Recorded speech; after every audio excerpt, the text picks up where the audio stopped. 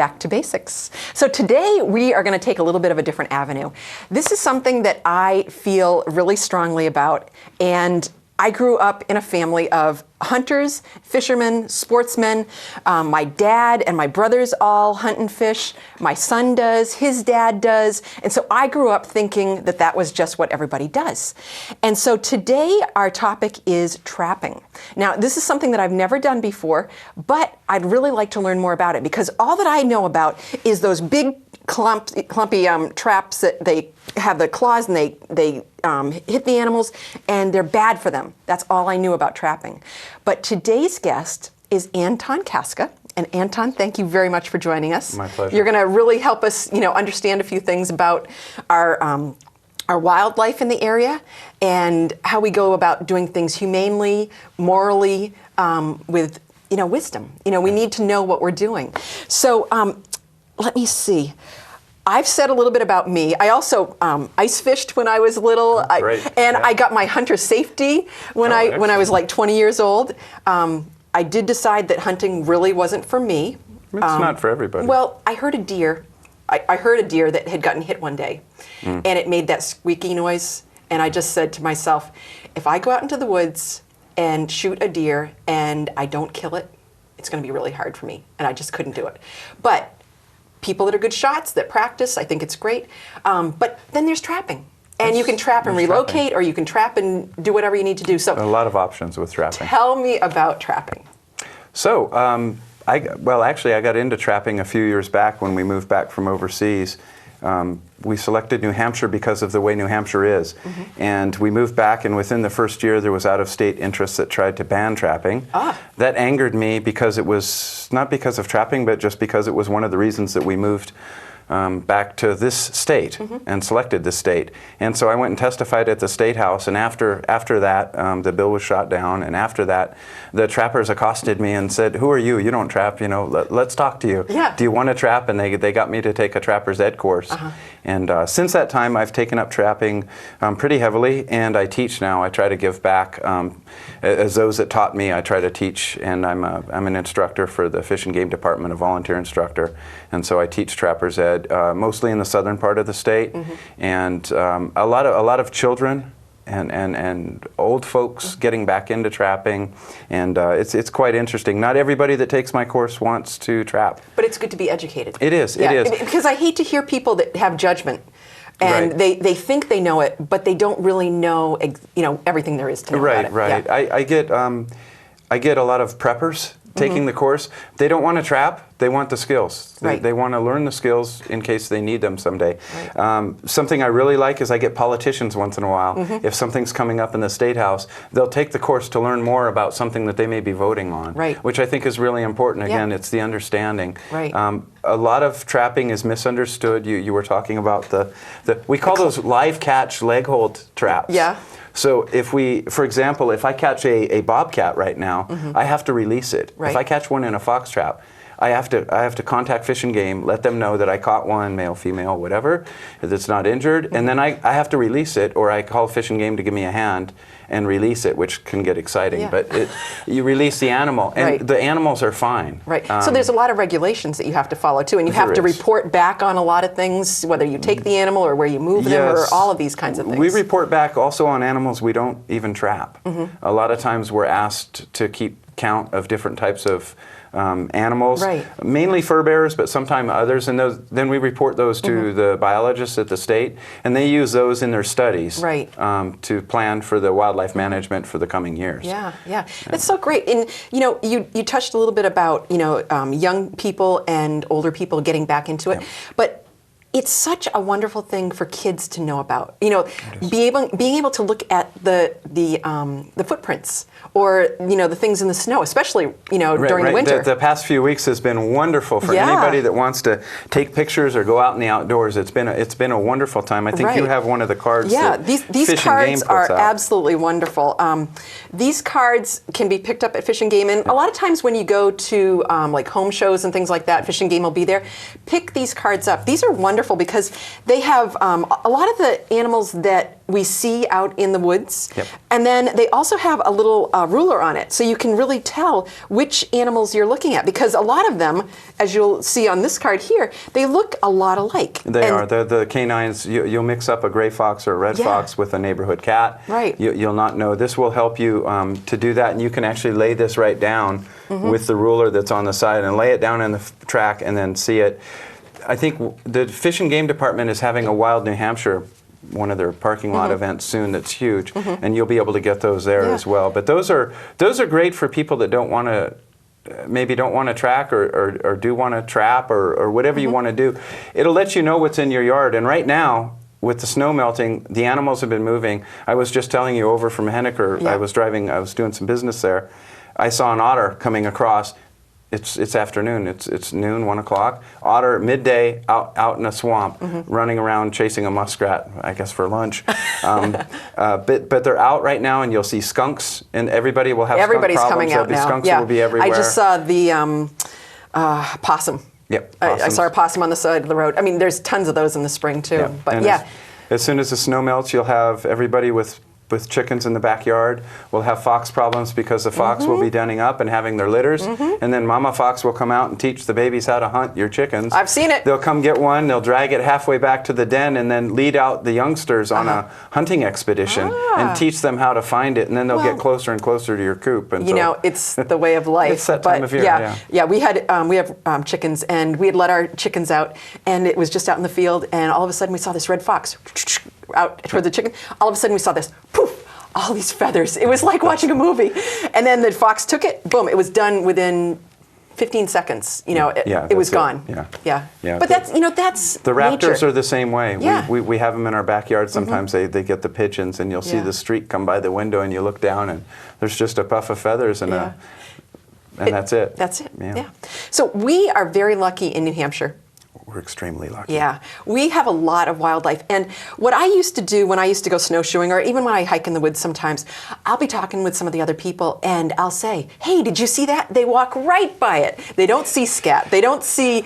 it's awareness. It is. It's all about They don't look awareness up in and the knowing to look. trees. You know, I once saw a fisher. I was walking my dog, and I saw a fisher up in a tree, and I'd never seen it. I knew what it looked like, but I'd never seen one. Never seen one. Boy, was I scared, because all I could think of is that thing's coming after me. But I'm sure it was more scared of me than I was scared of it. But I don't know. Yeah, fish aren't too afraid Our little of many friend things. here. They'll finish their business before running away. Other critters will run. Fish are not so much. Yeah, they're pretty brave. Yep. They're good. They're confident hunters. Yeah.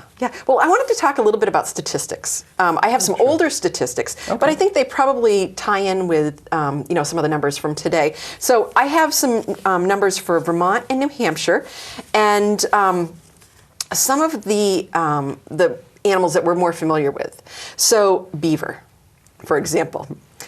Beaver is probably, from what I've seen, one of the most trapped animals.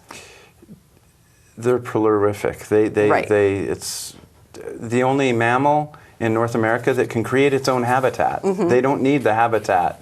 They can make it. Right. Which makes them pretty versatile. So they can move into your backyard or your grandma's backyard and flood the basement like they are in the South right now. Yeah. Flooding lots of basements. But they reproduce very fast, and they'll move around. It's really interesting to see the trees that they cut down, though. I mean, those are pretty. It is. But the damage that they can do. All of my backpacking staffs are beaver lodge poles. Yeah. Because they're floating everywhere, and they're good. Right, especially after a flood or they've whatever. already been peeled of bark. Yeah. Right. So you didn't have to do any work. They get the bark off, so they're good. Yeah. So I have some little trivia for you. Okay. We're going back to 1986. Okay. Do you know what state had the most beavers trapped in 1986? I don't. I would venture guess something in the South, although there's a lot of beaver up in Quebec. Yeah. It's kind of in between. Minnesota.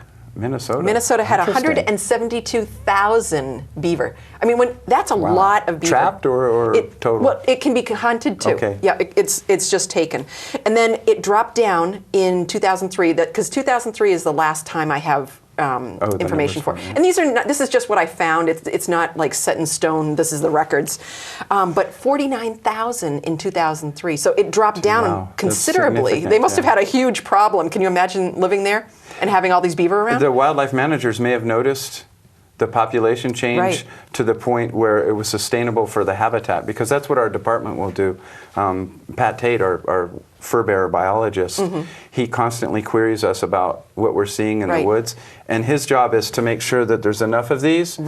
But not too many of them for the habitat, so because then they'll balance. Starve to death. Right. Like the deer, if they overeat an area, they'll starve. Right, right. Or they get smaller. I mean, you can totally notice different things about animals when it's overpopulated or things like that. Or disease. Exactly. They get mange, and we're seeing there's a lot of reports right now of mangy coyotes in the state. Yeah. And I feel so sorry about the moose too. I mean, we're not going to talk about moose too much today. Yeah, the moose. I just feel so bad for the. It's the late snow. If we have late snow, when the eggs drop from the ticks, then the eggs die. I hope it's like that. If there's no snow on the ground and it's a warm spring, the moose, the eggs drop and they hatch. That's and too bad. We had a couple of mild winters. Yeah. That was I think one of the reasons. Yeah. Sad. So okay, so let's see, Vermont and New Hampshire. So I'm going to talk about Vermont first. Again, beaver is a big thing there, but it's not anywhere near 172,000. In '86, it was 2,670, and it dropped down in 2003 to 1,000 approximately. Okay. And so it looks like they are really looking at the environment and, again, balance. Also state size, so the difference in Minnesota, I mean, physically there's not. And the number of trappers. It's a problem when there's not enough trappers. Right now the fur market is depressed. I use my fur, I don't sell it, but when the fur market is depressed, the state wildlife managers have a problem because there's nobody trapping to keep the population sustained. Exactly. So it's a balance. Yeah. It's a real balancing act. And raccoons were another one in Vermont. Back in '86, 7,400, and now like less than 200 in 2003. Wow. So, I don't know what it is, again, at this time when we're doing this in 2015, but that's a huge drop. That is a big drop. But, I remember my grandfather, he used to go out coon hunting. He had. The coons are a problem right now where I live in Manchester. My neighbor had one climbing his tree outside his window in Manchester day before yesterday, and he came and told me. He said, "You need to do something." Right, and because you never know. I had video of 4 of them hanging on my chicken coop wire over the winter. They were trying excited. to get in, but not my coop. But they were trying. Yeah, gosh. And then muskrat. I don't know that much about muskrat, but it seems to be another largely trapped and it is, hunted and they're not animal. I mean, they look like mini beavers, kind of, with a different tail. Do they look like a rat? The color, they're big. The coat in back is made actually from muskrat pelts. Really? That coat and I was from the feeling 50s. it's That was very actually soft. made locally from a furrier over the border in Massachusetts. Wow. But yeah, it's extremely soft. Yeah. It's beautiful. Muskrat fur is beautiful. Like muskrat love? Like we that song that we have? We have a population. Muskrats, interestingly enough, they live sometimes with beaver in their lodges. They kind of rent, if you will. They're in there. You'll get a big beaver family and a muskrat family living together. Hey, that's what you got to do sometimes. Yeah. So let's see. Again, beaver. Coyote. We've had a lot of coyote in the area, it seems like. And this is a strange statistic, too. In 1986, it was down to like 300. In 2003, it was up to 700. And I don't know what, 12 years later. They may have changed the laws. I know right now we have a season year-round on coyotes. And right about now, I think in the first quarter of the year, there's a night season as well. I think that's when it is. So you can only, because usually you only hunt until dawn. Till dusk. One, it introduces a little bit more risk. But also people are in the woods after dark, and the Department of Fish and Game, I'm sure, doesn't want that overlapping with regular hunting season, because then you have somebody with a light out in the woods at night. Crazy but that's not legal to do that with deer. So you have to keep those separate. Yeah, that would be hard for them to keep track of everything. But trapping is limited. It ends in the spring as well. Yeah. So, again, bobcat, coyote, fisher. We'll talk a little bit about this beautiful fisher here. Big male. And I was told that it's not fisher cat. I learned this a few years ago. But, that's what we all grew up thinking, that it's called a fisher cat. But it's really a fisher because it's in the weasel family. Is that what you were saying? It is. It's a mustelid. It's the same family as a mink, like this mink here, or even an otter, a weasel, pine marten. They're all the same family.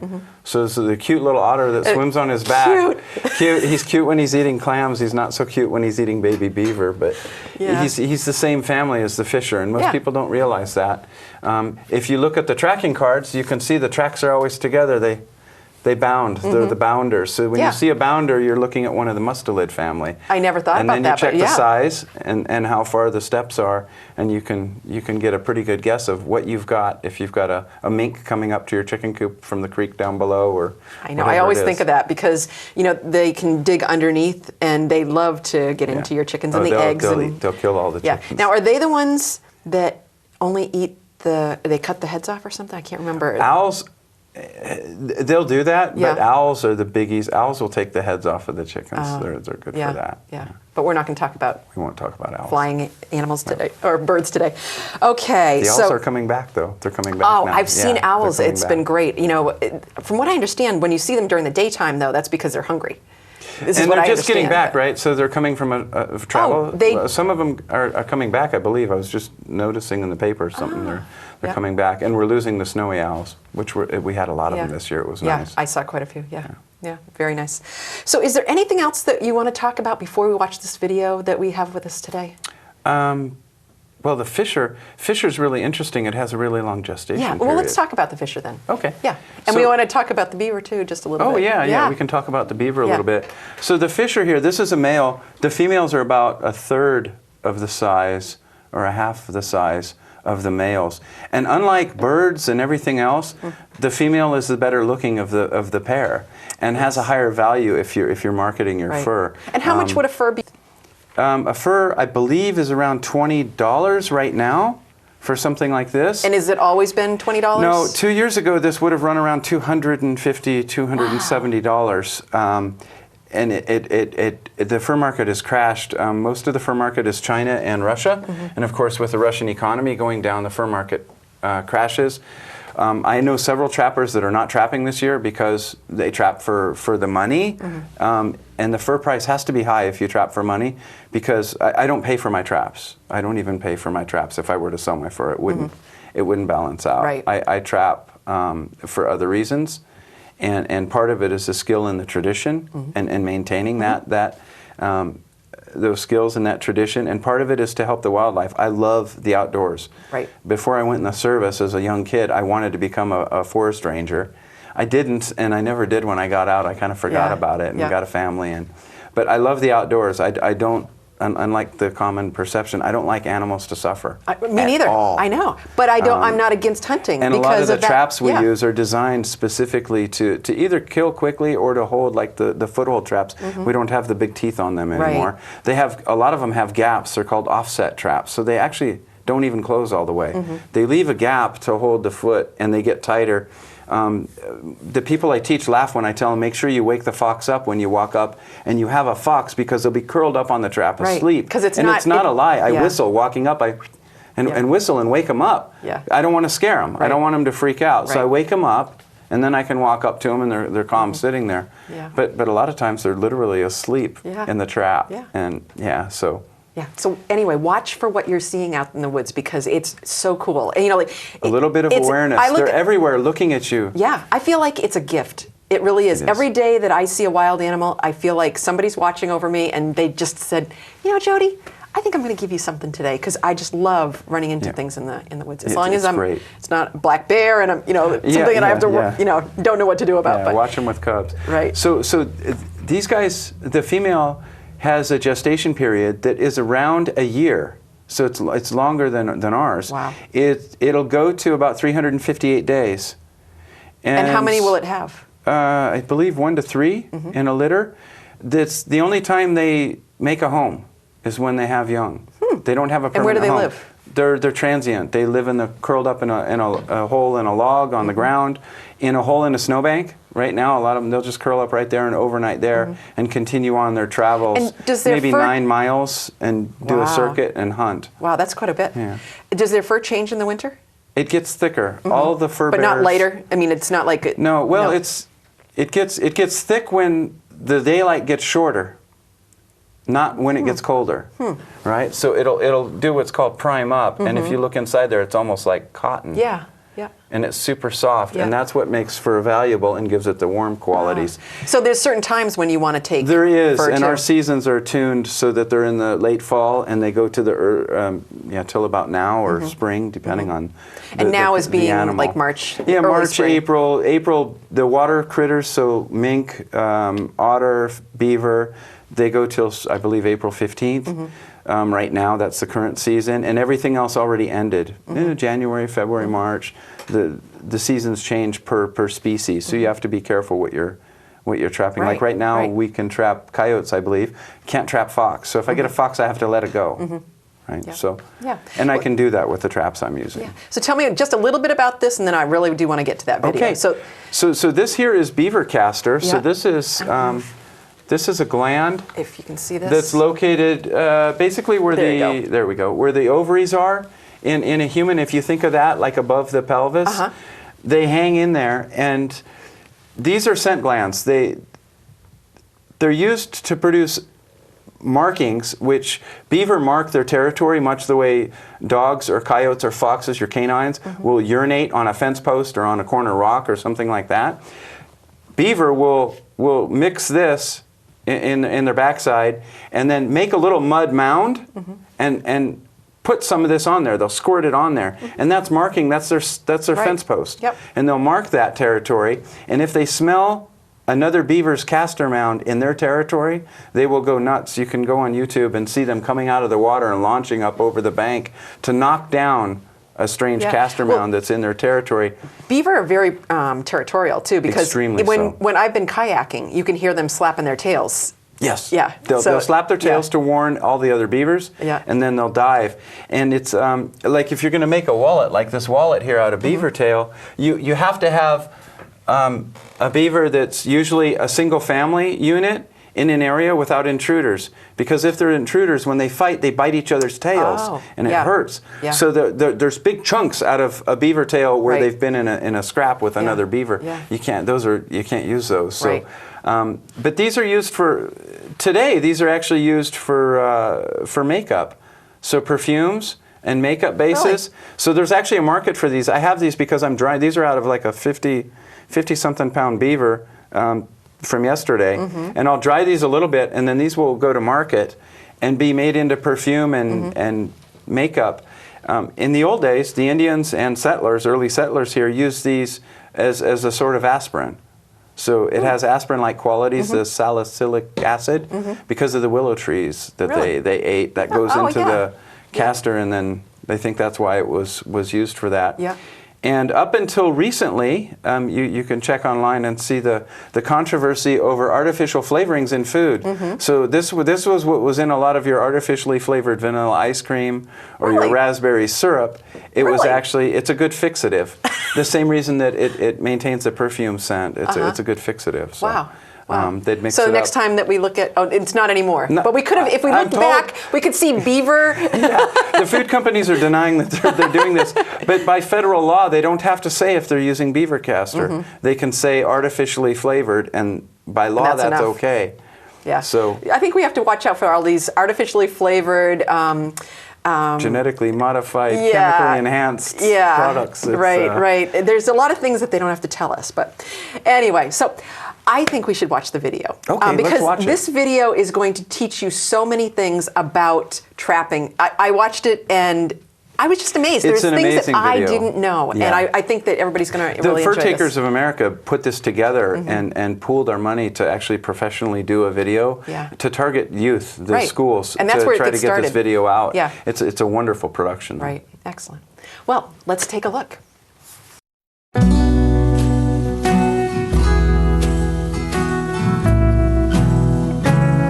I think as sentient human beings, we have a moral obligation to treat our environment and animals that are in it with moral wisdom. The cruelest thing a human can do to a fur-bearing animal or any game wildlife is to fail to harvest their numbers and allow them to overpopulate. We have an opportunity to harvest these animals using sustainable management practices and humane traps. It's an amazing thing, modern wildlife management. It's billions and billions have been invested in how to manage these populations effectively. The key tool we have today, and I say we, as folks who are trying to manage and protect and preserve our natural resources, such as fur bears, is the users themselves, trappers. They're our scientific tool on the landscape today. I don't think anybody champions wildlife conservation with more interest and with more fervor than trappers do.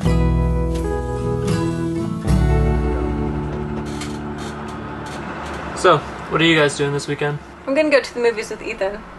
I got a hot date with my Xbox. How about you? I'm going trapping. What? What? Trapping? Yeah. I go trapping with my grandfather. You know, an activity in the woods. Jeez. It's actually really fun. Do you want to come? Oh, maybe. What am I getting myself into? No, it'll be fun. At least you'll get outside, experience nature. And you're into environmental issues. Sustainability, stuff like that, right? Yeah. Well, trapping is a sustainable activity that helps the environment. All right. I'm sold. See you tomorrow. Okay. A significant part of wildlife management is maintaining healthy populations of wildlife on the landscape. And you may think that would imply not harvesting animals, but in fact, it's necessary to harvest animals. Trying to maintain a healthy population means actually keeping it in check, keeping it in balance with the landscape's ability to sustain them.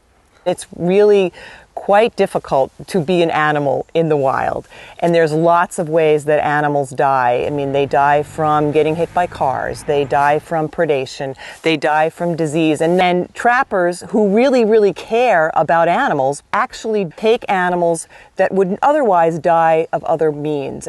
And wildlife biologists and trappers alike care about the perpetuation of these wildlife populations, because that's really what's important from the standpoint of ecosystem health. Hey, Emily. Oh, really great to see you. You must be Jack. Hey, Mr. Lewis. Nice to meet you. Welcome to Hands-On Wildlife Management. Emily must have told you all about what this is, sustainable management of wildlife. Sustainability is pretty simple. We're going to keep wildlife around for perpetuity. We worked real hard to get good habitat, good laws, all to keep wildlife healthy, happy, and in balance with its habitat. Nice hat. Fur. Ah, can I see that for a minute? Beautiful red fox. You know, mankind's been dealing with red foxes for millennia. And if we and the biologists and the game wardens all work together, we'll have red fox around for millennia. When you think back on the fur trade history and where it's been, and it is really an incredible story. I mean, many of the cities that we know today, Chicago, St. Louis, New York, were all founded as fur trading outposts. And, you know, I'm not going to suggest that the history of the fur trade is perfectly pretty. I mean, it was unregulated for really many years, and many of our populations were not necessarily completely wiped out, but were really driven to the furthest extent of their ranges. In the early years of the American fur trade, it was an entirely economic investment made by people trying to get a struggling country onto its feet. And as a result, there wasn't a great deal of attention paid to managing the wildlife for the future. And then you combine that with the habitat changes, where we converted much of our forest land to ag land. Many of our fur bear populations didn't stand a chance. The biggest threat to wildlife today is the loss of habitat. It's not regulated trapping. Every time we convert habitat to something other than wetlands or forest, we are probably impacting the population into the future. And maintaining that habitat takes effort on the parts of wildlife biologists, public citizens, trappers, hunters. One of the key factors that really enabled the protection and management of all wildlife in North America, particularly in the United States, was the creation of something we call PR, Pittman Robertson. Whenever you buy any archery equipment, firearms or ammunition, you may not know it if you're a sportsman, but you're paying an excise tax. And that money is being sent to the federal government and given back to the states to manage wildlife populations. In the year 2012, the Pittman-Robertson Act from sportsmen raised $256 million for wildlife conservation. Habitat's the key. When we talk of the abundance and distribution of all wildlife in North America today, whether it's fur bearers like fisher or bobcat or otter, or songbirds like chickadees or cardinals, we need habitat. They need a place where they have food, cover, water, and area to roam. Well, look around, kids. This is perfect wildlife habitat here. You can see all the cover, food source. You wouldn't believe the mice and red squirrels that are in here. I'm in here in the wintertime on snow, and you just wouldn't believe the tracks. There's water, plenty of water down through there, and most important of all, there's space. I like to think of trappers really as partners in wildlife management. They possess the skills and the knowledge that we need as wildlife managers, wildlife biologists, to understand these species and to be able to collect data from those species. So almost all of the information that wildlife biologists use to conserve and manage fur bearer populations comes from trappers. We'll actually take some tissue samples and have her tested for mercury. And in many states, trappers have to turn in the carcasses of the animals they trap, and those are processed to age and sex those animals, which gives us information about whether the population is increasing or decreasing. Wildlife biologists daily consult and directly use the data that trappers, fur hunters produce. When I'm trapping, I'm in the field every day, and I'm in the same place in the field every day. Every change becomes significant to me because it wasn't there yesterday. So trapping is a very valuable wildlife management tool, and it's used for many different wildlife management activities. One of the most important ones is that animals can be trapped with the kinds of traps that trappers use every day and relocated to areas where they have become extinct or endangered. And so here in Vermont, we've actually done that twice now. We've had trappers trap fisher in Maine and marten in Maine and New York, and then we've moved them and released them here in Vermont. We now have a fisher population that's so abundant that we have a trapping season on fisher, and the marten population is growing every day. Okay, let me make a set for you.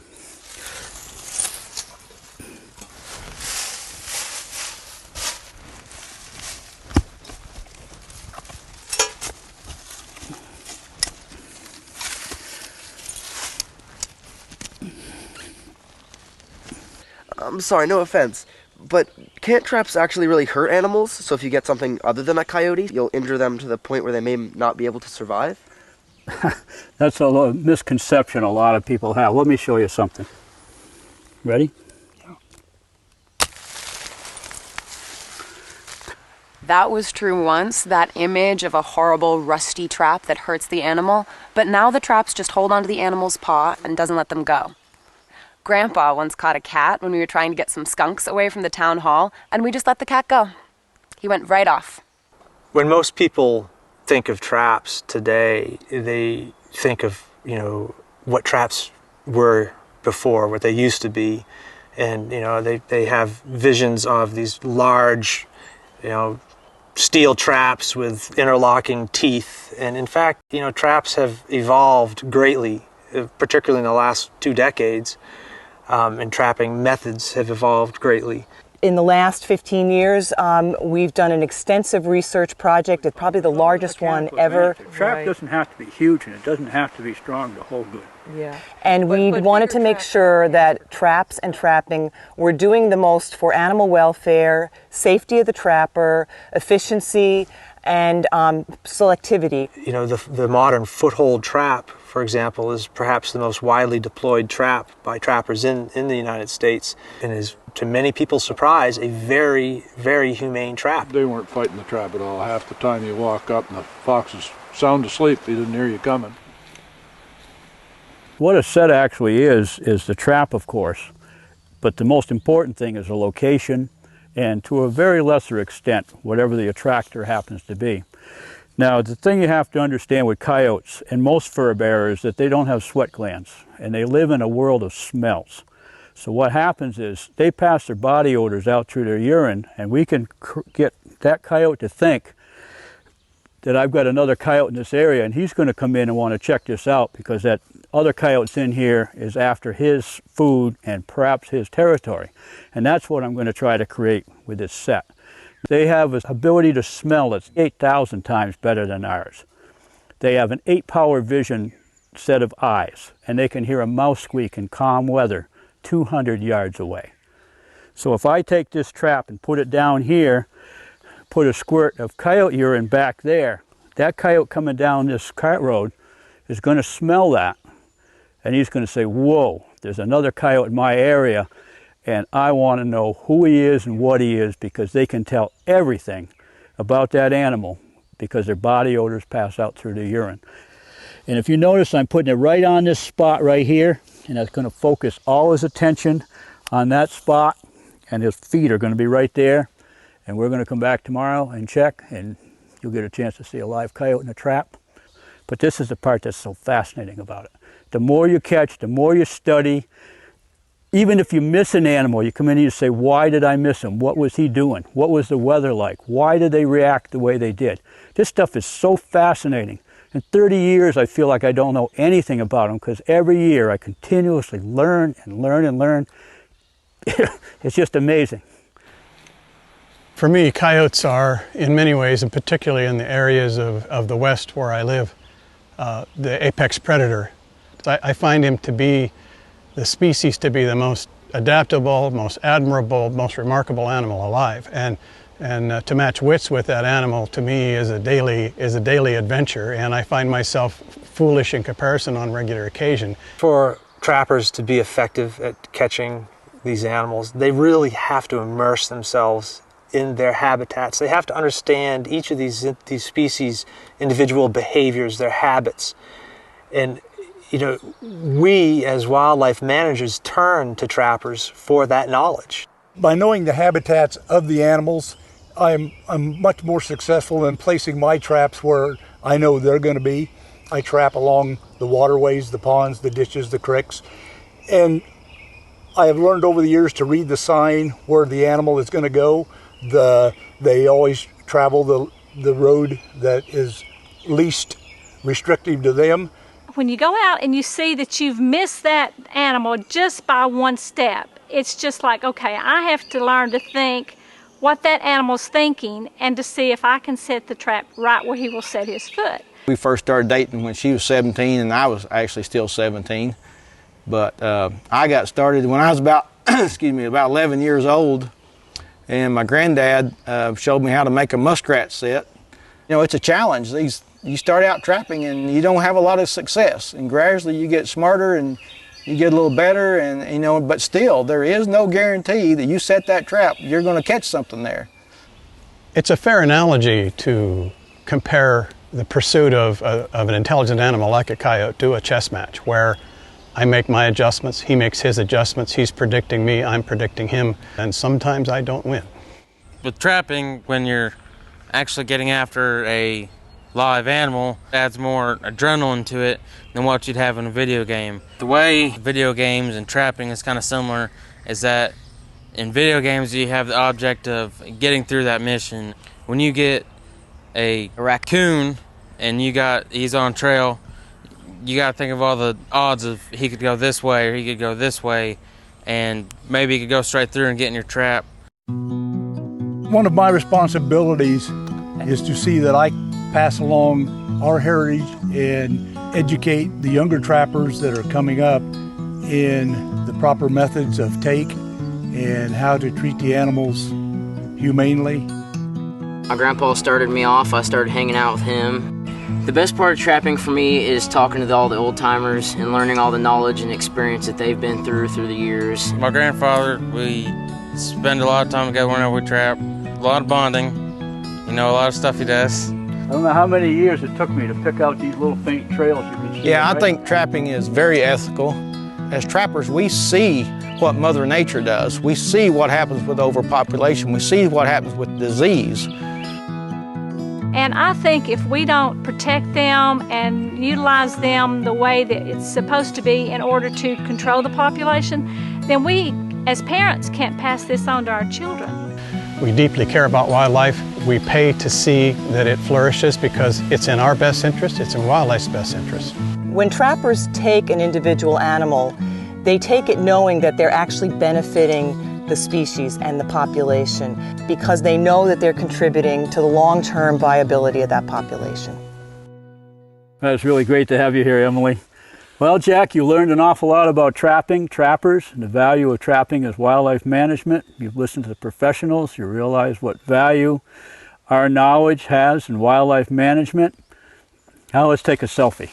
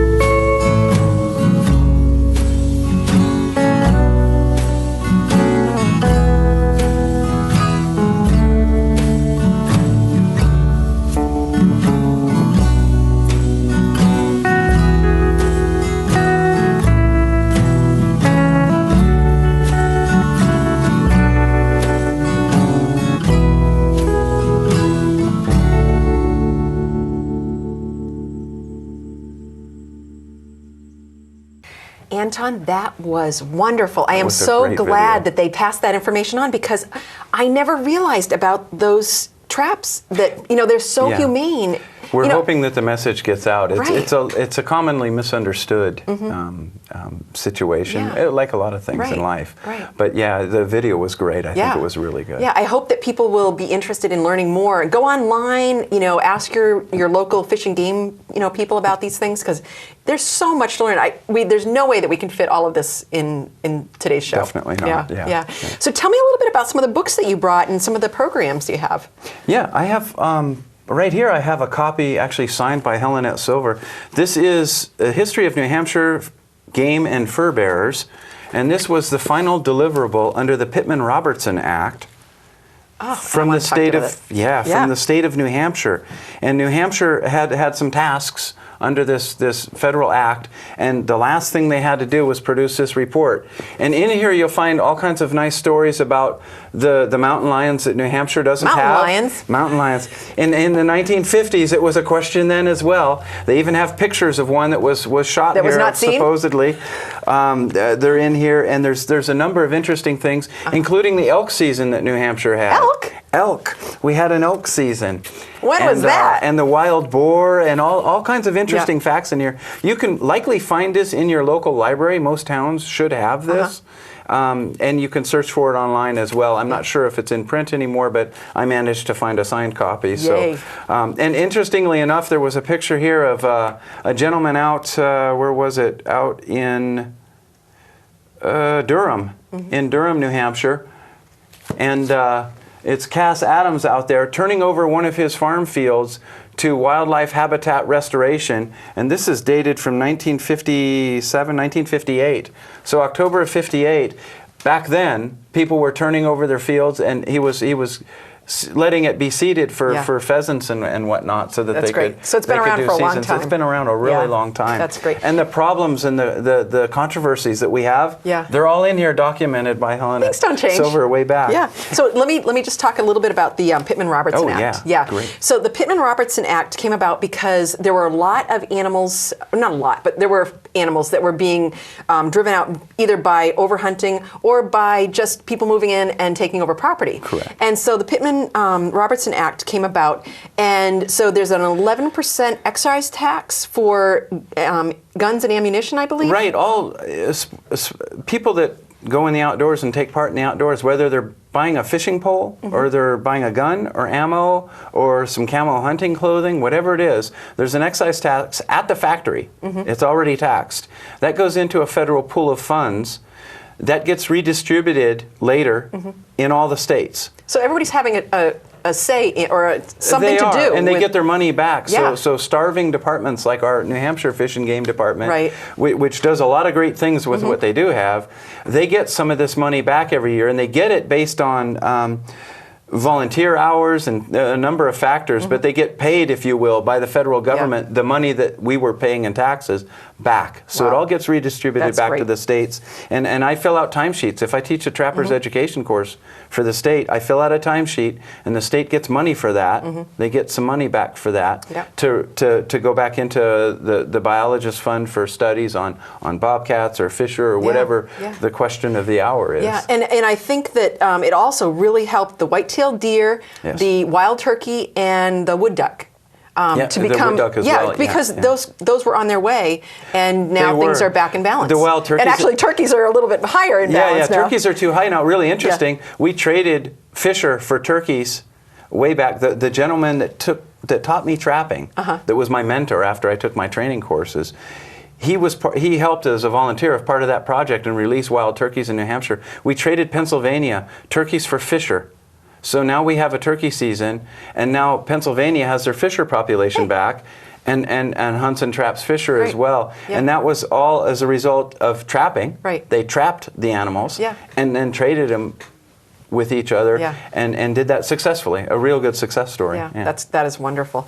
So let's talk a little bit about our friend here. The bobcat. Because we've had a lot of news around, people are seeing bobcats more and more. There's been a lot of talk about them yet. Fish and Game asked people to do a study to take part in. I think they had some people using their game cameras and videoing them if they had them, and studied them. There was a study that they reached out to the Trappers Association for in some parts of it, and we caged, some of our members caged bobcats, and they were tagged. Those ones that were radio collared, they were trapped.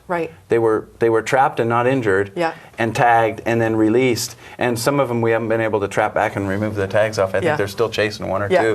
But yeah, and we were able to contribute to the study that way and learn more about them. They're a beautiful animal. I saw one last year, and I saw it. I thought it was a dog. Then I said, no, it's a cat. And then I realized that it was a bobcat. And I was like, oh, it's God, awareness. This is great. It's awareness. Yeah. They live. There's a community of them behind the Fish and Game headquarters along the river there. Wow. All the way across 106 to where the Wildlife Federation has their parking. They've been walking in broad daylight through the Wildlife Federation's parking lot. Wow. They're in the parking lots, and people don't realize it. They think it's a dog. They think it's a cat, just somebody's Maine Coon cat or whatever. Well, it is awareness. It's actually a bobcat. Yeah, it is awareness, like you said, because if you're looking for it, you will be amazed at what you see.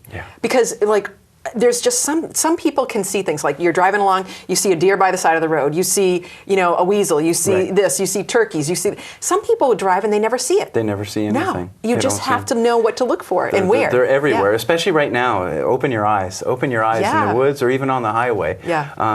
Watch the driving, but keep an eye out and you'll see amazing things. These are beautiful animals. We do have a lot of them. I know of 3 in the Manchester-Dunbarton area. In the area I hunt and trap and fish, and I know of 3 of them in that area. I've seen 2 hunting, and I had one come on near my house in Manchester. So yeah, they're around. Wild animals are everywhere. They really are. And just because you live in a city doesn't mean that you don't have animals around.